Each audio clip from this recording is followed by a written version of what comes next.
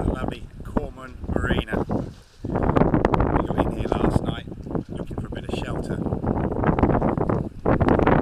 Fortunately, that hasn't really been the case. We've had this sort of swell and worse all night. Not really what you expect from a marina, to be quite honest. Talking of the marina, as you can see, it's more or less a building site. It's like that all the way round. There's no water here, there's no power here, there's no lighting here. There is a cafe, which is over there by the ferry, just the other side. The guy's very nice, the food's very reasonable, it's very basic, but it's a good cost. That's about as much as that's the end of the good news, really. Our issue mainly is with the moorings. As you can see, that's what we're expected to tie up on. They're just reinforcing bars.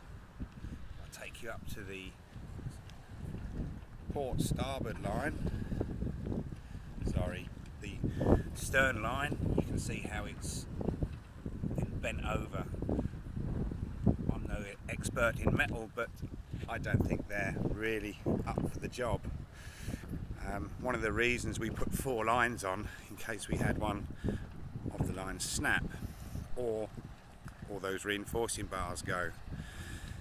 The other thing is where as you can see, there's a difference in the height, and we've had to put wood underneath our lines, but they've still worn through. You can probably see the amount of wear there's been on there over the night. If I try and swivel that over, you can see how much wear there's been on the line.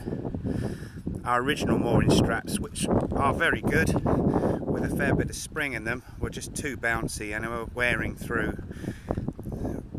In 15 minutes they was already damaged, so we had to take them off. If I slide the piece of wood out when there's no tension on it, you can see how that would slowly saw its way through. Not recommended.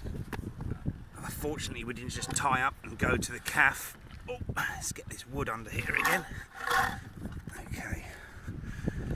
And we have stones and all sorts. You can see how the wood moves around. Hence, we was up every 2 or 3 hours in the night to try and check the lines, make sure everything's safe. Got about a good 50 metres of anchor chain out, so we're solid on the anchor. But that really is the main danger with this place. The fact it's so slippery as well. And sort of my not so keen sailing crew opted out for the evening and have taxied to Datcha to stay in a hotel. And I can't say I blame them. The problem, I think, being here, this is Rod Heichel's book.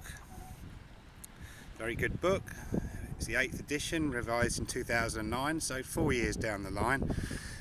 Talking to the guys on the other boat who are unfortunate enough to stay here, they said it was the same 4 years ago and hasn't changed much.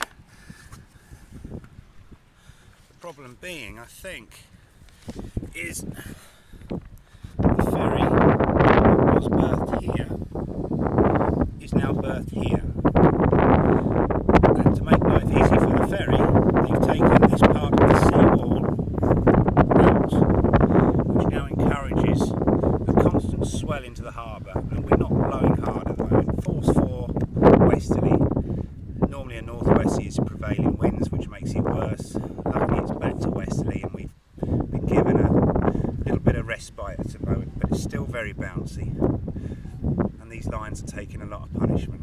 So we're not going to be long slipping lines and leaving Korman for a very long time.